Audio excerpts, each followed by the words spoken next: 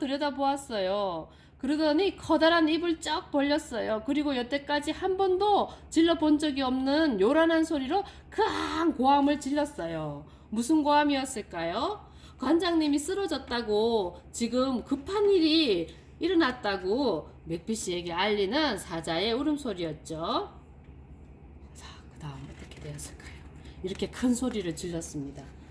지금 사자는 도서관에서 하지 말아야 할 규칙 두 가지를 어겼어요. 어떤 것을 어겼나요? 뛰지 말아야 하고 또 소리를 지르지 말아야 하는데 급하게 달렸고 또 소리도 크게 질렀습니다. 자, 어떤 일이 벌어질까요?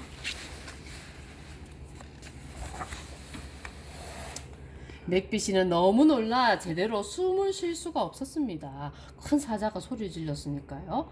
도서관에서는 조용히 해야 한다는 걸 모르니 넌 규칙을 어겼어! 맥비씨는 사자에게 말하고 서둘러 복도를 걸어갔어요. 사자는 그 뒤를 따라가지 않았습니다. 사자는 규칙을 어겼으니까요. 그것이 무엇을 뜻하는지 잘 알고 있었거든요. 사자는 고개를 떨어뜨리고 문 쪽으로 터벅터벅 걸어갔습니다. 하지만 맥비씨는 눈치를 채지 못하고 관장님께 이르러 갔죠.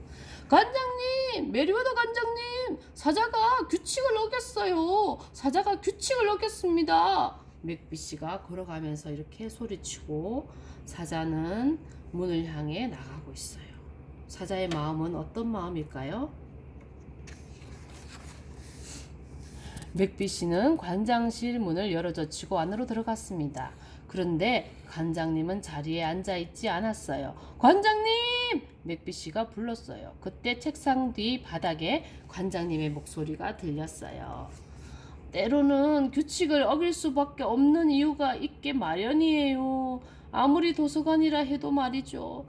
가서 의사를 좀 불러주세요. 팔이 부러진 것 같아요. 맥비씨는 의사를 부르려고 달려갔습니다. 도서관에서는 뛰면 안 돼요. 관장님이 맥비씨에게 소리쳤죠. 이튿날 모든 것이 제자리로 돌아왔습니다. 아니, 거의 모든 것이 그랬지요. 메리웨더 관장님은 한 가지 달라진 점이 이렇게 왼팔에 붕대를 감았어요. 의사 선생님은 관장님에게 일을 좀 줄이라고 했어요. 괜찮아요. 내게는 일을 도와줄 사자가 있으니까 관장님은 생각했어요. 하지만 그날 아침 사자는 도서관에 오지 않았습니다. 3시가 되었어요. 관장님은 이야기 방으로 가보았어요. 이야기 선생님이 아이들에게 이야기를 들려주기 시작했지만 사자의 모습은 보이지 않았어요. 사자는 왜 오지 않았을까요? 도서관에 온 사람들은 책을 읽거나 컴퓨터 모니터를 보다가 혹시나 눈에 익은 털북숭이 얼굴을 보게 될까 하고 자꾸 고개를 들고 기웃거렸어요. 사자를 찾고 있는 친구들이 많이 있죠. 여기 이 친구도 사자를 기다리는 것 같고, 이 친구도 사자 털북숭이 그 얼굴을 보려고 기다리고 있는 것 같아요. 하지만 그날 사자는 오지 않았습니다. 다음 날에도 사자는 오지 않았어요. 그 다음 날에도 오지 않았습니다. 사자는 어디로 간 걸까요? 이제 영 오지 않을까요?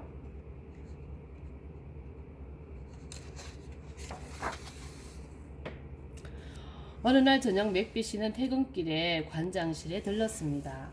관장님, 퇴근하기 전에 뭐 도와드릴 일이 있을까요? 맥비씨가 물었어요. 아니요, 괜찮아요. 관장님이 대답했어요. 관장님은 창밖을 내다보고 있었습니다. 목소리가 아주 작았습니다. 아무리 도서관이라 해도 정말 작았어요.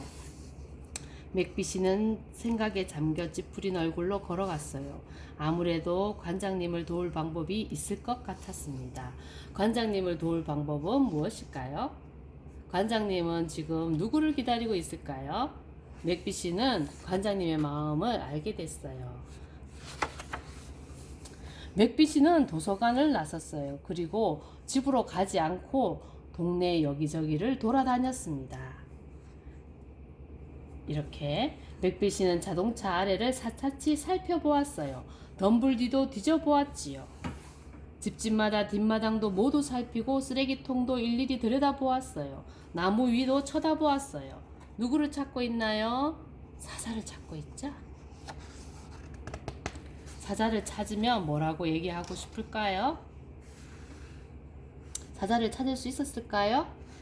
짜잔! 마침내 맥비씨는 동네 한 바퀴를 돌다가 도서관 앞으로 돌아왔는데 사자가 도서관 밖에 앉아서 유리문 안을 들여다보고 있었습니다. 안녕 사자야. 맥비씨가 인사를 건넸어요. 그래도 사자는 돌아보지 않았습니다. 네가 알면 기뻐할 일이 있어. 도서관에 새로운 규칙이 생겼단다. 으르렁거리면 안 됨. 단 그럴 만한 이유가 있는 경우는 예외임. 그러니까 다친 친구를 도와야 할 경우 같은 것 말이지. 그 말에 사자의 기가 쫑긋 올라갔어요. 사자는 고개를 돌렸어요. 하지만 맥비씨는 벌써 저 멀리 걸어가고 있었죠. 맥비씨는 아주 중요한 소식을 전해주고 가버렸어요. 자, 그 다음 이제 사자는 그러면 도서관으로 돌아갔을까요? 어떻게 됐을까요? 이야기는 이제 2장을 남겨두고 있습니다.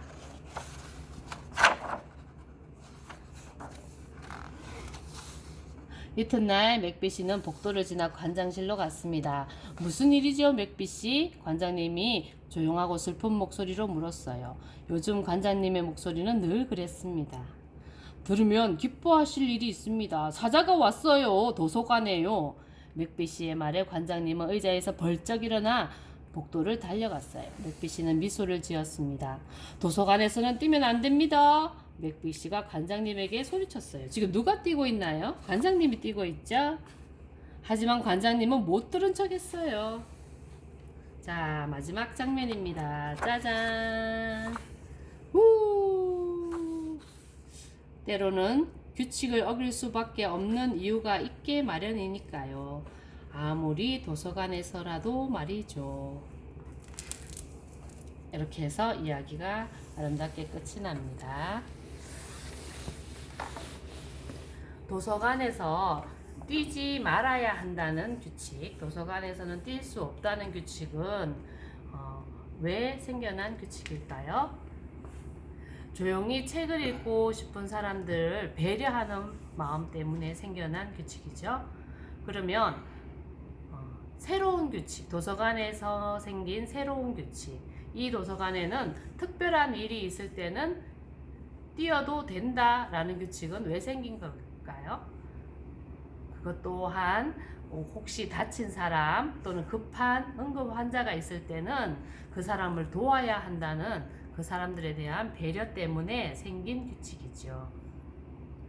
여러분들이 요즘 집에서 있을 때에 엄마가 정해진 가정의 규칙이 있고 또 학원에 있을 때도 학원에서도 규칙이 있을 것이고 또 교통 규칙도 있죠. 그러한 규칙을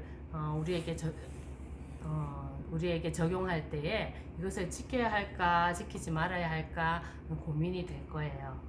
하지만 한 가지 생각할 것은 누구를 위한 규칙인지를 생각해보고 또 나 자신만을 생각하지 말고 또 나를 포함한 많은 사람들에게 여러 사람들에게 도움을 줄 수 있는 것이라면 꼭 지킬 수 있고 순종할 수 있는 그런 친구들이 됐으면 좋겠어요. 그게 바로 배려라는 마음이에요. 자, 선생님과 함께 기도하면서 마칠게요. 기도하겠습니다. 사랑의 하나님, 오늘 책을 읽고 배려에 대해서 생각해 봤습니다. 가정에서나 학교에서나 다른 사람을 배려하면서 여러 사람들과 함께 잘 어울릴 수 있도록 저희들에게 힘을 주옵소서. 그리고 이제 새 학년, 새 학기가 시작되는데 학급에서 새로운 친구들과 어울릴 때도 잘 배려하면서 적응할 수 있도록 하나님 우리들을 돌봐 주시옵소서.